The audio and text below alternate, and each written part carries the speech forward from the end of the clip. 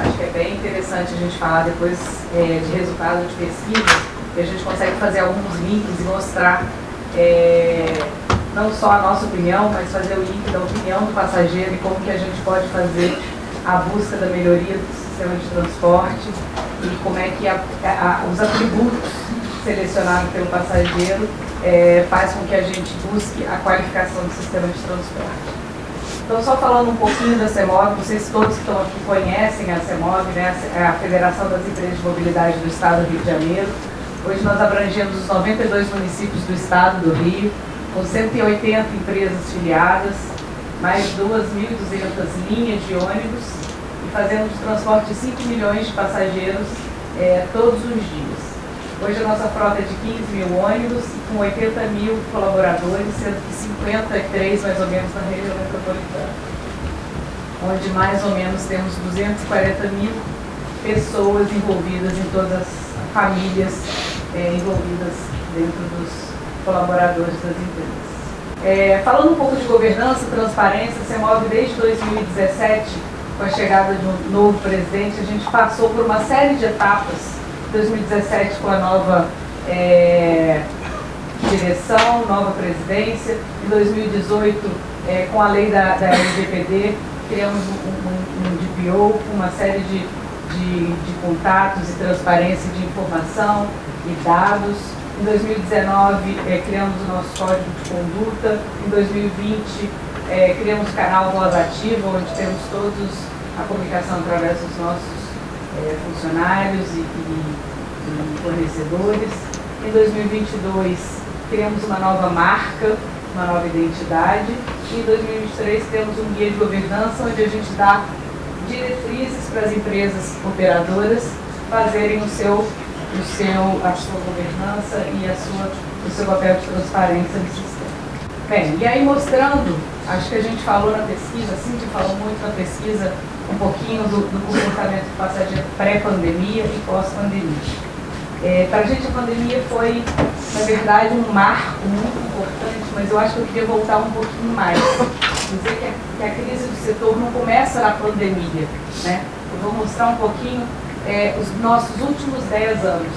E aí mostrar como que a gente caiu nesses últimos 10 anos, como é que foi brusca essa queda. Se a gente mostrar o número de passageiros pagantes da região metropolitana nos últimos 10 anos, de 2014 para cá, nós encolhemos 44% praticamente. Ou seja, praticamente metade do setor de transporte público por ônibus na região metropolitana do Rio de Janeiro foi reduzida nos últimos 10 anos. E aí outras informações relevantes do setor. Se a gente falar que a nossa frota reduziu 50%, em compensação o número de ônibus com ar-condicionado cresceu 50%, e uma informação bem importante que isso está diretamente à qualidade do serviço, custo do serviço, é a idade média da frota, que praticamente em 2014 era de uma média de 5 anos, hoje está passando 8 anos, chegando a 9 anos de idade. Isso é ruim para o sistema no que diz em qualificação, qualidade de serviço, mas em custo também de manutenção. Se a gente falar também que nos últimos 10 anos, 30 empresas fecharam as portas aqui no Rio de Janeiro, aqui no estado, no município do Rio, no sistema intermunicipal e em outros municípios do estado. E também, em consequência disso tudo, tivemos 45% menos de funcionários em todas as nossas empresas. Então isso é demissão, é desemprego. Eu acho que isso mostra, na própria pesquisa mostrou, quando a gente fala ali do reflexo da baixada fluminense principalmente, como que isso interfere na vida das pessoas, no desemprego, e acaba virando um ciclo quando isso se transforma em outros passageiros no sistema.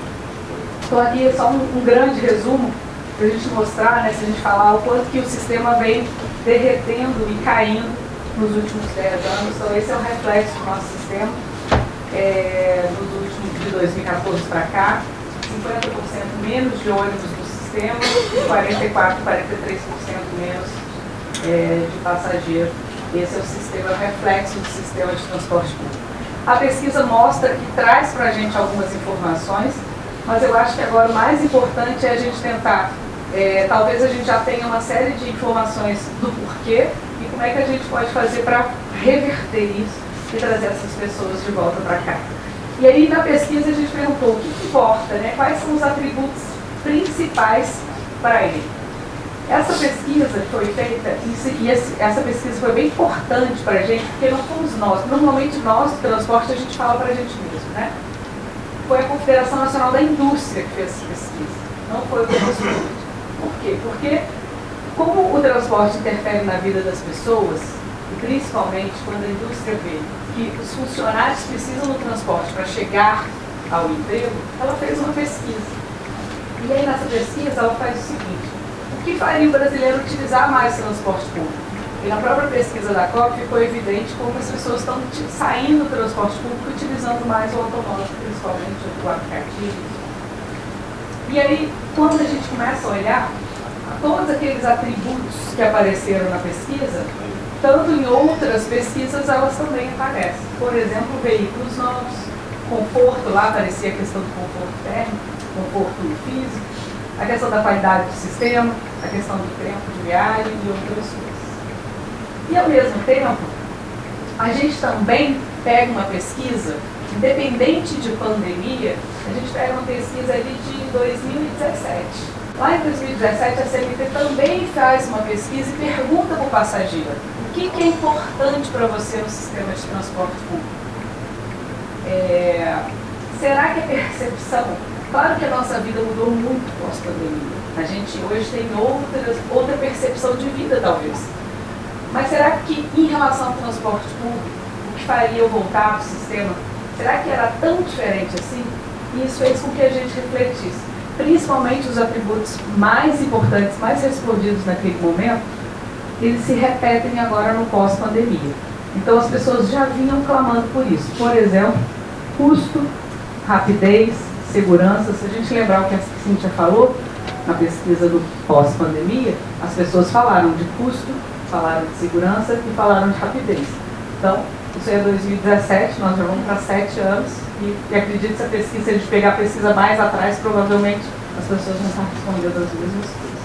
Então, só lembrando, isso aqui é só repetindo a sua pesquisa, onde que 55% das pessoas falaram da questão do custo.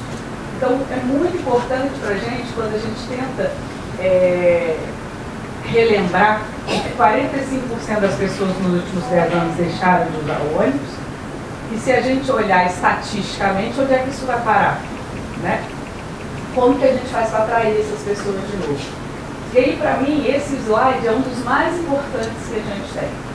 Né? É como que a gente, através dos atributos mais importantes do passageiro, a gente consegue juntar todos esses atributos e trabalhar com que a gente possa qualificar o sistema e trazer essas pessoas. O que a gente entende é que não existe uma única ação que necessariamente precise ser feita.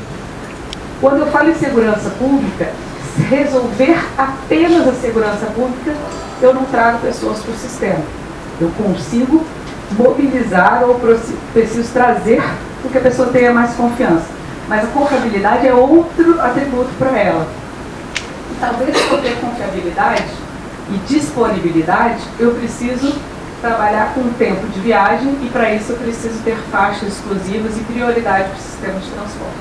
Então, quando a gente pensa nos atributos que os passageiros estão clamando, que os passageiros estão almejando dentro do sistema, a gente precisa trabalhar com tudo isso junto.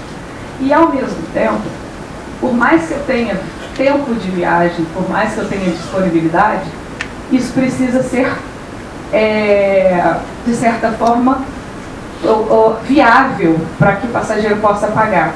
Então, hoje, a passagem é cara. As pessoas não podem pagar o que o sistema custa. Então, cada vez mais há necessidade de financiamentos públicos e subsídio do sistema para que a tarifa seja cada vez mais barata. Então, o que a gente acredita? Trabalhando na disponibilidade do sistema, no custo, sistemas subsidiados, sistemas financiados, tarifas baratas, tarifas módicas que a gente vem trabalhando, no conforto. A gente não adianta o sistema ser qualificado, o ônibus ser novo, se a cidade não estiver não tiver qualificado, os pontos de ônibus não estiverem investidos, as calçadas. Então a gente fala na experiência da viagem toda do passageiro. Então não adianta eu sair de casa e ter calçadas que eu não consiga andar, buracos, e chegar no ponto de ônibus eu não ter o mínimo de conforto, de abrigo. Então é todo um sistema que precisa estar alinhado na cidade para que a gente possa atrair essas pessoas para o sistema novamente. O tempo é muito importante, né? Cada vez a gente está fazendo mais coisa. As pessoas precisam de tempo, não só para trabalhar, mas para fazer suas atividades, de lazer, mas de trabalho, mas de estudo. E o tempo é muito importante e as cidades estão mais congestionadas, até porque as pessoas estão utilizando mais carro e não existe infraestrutura necessária para essa quantidade de automóvel que a gente tem. Então o tempo é a prioridade do sistema de transporte e eu não acredito num sistema de transporte de qualidade sem a priorização para que a gente tenha qualidade e tenha tempo de viagem. Eu não consigo concorrer, dar para o passageiro um sistema de transporte público bom se ele estiver na concorrência com um automóvel dentro do congestionamento igual. Então ele tem que ter prioridade para dar tempo de viagem, e aí sim eu vou ter confiabilidade, porque eu vou saber de tanto tempo que aquele veículo vai passar, e de fato vai passar. E se ele estiver no condicionamento, eu não tenho como garantir essa confiança. E a segurança pública, que eu acho que é um trabalho conjunto, né, que é feito dentro da cidade, de ver. Mas isso, o mundo que a gente está vivendo está terminando, eu acho que isso é muito evidente, né? A pandemia fez essa transformação ser mais rápida, a gente aprendeu, né? Tanta coisa mudando, o home office, as entregas, e a gente precisa fazer com que isso mude. Então, o que mais importante que eu acho que é preciso garantir é a qualidade que a população precisa, que a população usuária almeja, e necessita, e a sustentabilidade do negócio. Essas coisas precisam andar juntas. Né? Então não adianta ter somente qualidade se não for sustentável, assim como também não adianta ser sustentável se não tiver qualidade. Como é que faz isso tudo? Né? Então, pensando na qualidade, na inovação, na tecnologia, no uso de dados, o mais importante disso tudo é esse equilíbrio. Como é que a gente equilibra o econômico financeiro, e aí por isso que a gente trabalha muito na questão do financiamento, do subsídio. Eu acho que o pós-pandemia nos ensinou muito essa questão do subsídio do sistema de transporte público, quanto isso é necessário. Nós tínhamos 9, 10 cidades que trabalhavam com isso, hoje nós temos quase 200. Né? O Fábio vai falar do exemplo da Grande Vitória. Eu acho que é isso que os sistemas de transportes precisam, né? Que a sociedade arque com o sistema de transporte devido à sua especialidade. E aí exatamente usando essas boas práticas de gestão, não só de gestão como cidade, mas gestão de operação, para que a gente tenha de fato uma melhoria da qualidade do serviço, melhoria da qualidade da oferta para a população, a fidelização e atração da demanda para que a gente possa fazer com que as pessoas queiram utilizar o sistema e, por fim, o benefício da utilidade e a sustentabilidade. E a sustentabilidade ampla, né? Eu acho que estava ali no top 10 da Cíntia, a sustentabilidade não só financeira, mas a sustentabilidade no sentido de ambiental, né, das coisas, da transição energética, que a gente também está numa fase de trabalhar e pensar como vai ser o futuro que vai pairar na cidade e que também passa por uma discussão econômica importante de financiamento de infraestrutura. Então era isso que eu queria dizer, dizer que é muito importante para a gente, como CEMOV, como operador, a vontade que a gente tem e o trabalho árduo de qualificação do sistema, de operação, de fazer o melhor para a população, mas que esse trabalho precisa ser conjunto, principalmente entre as cidades, para que a gente tenha infraestrutura para trabalhar melhor.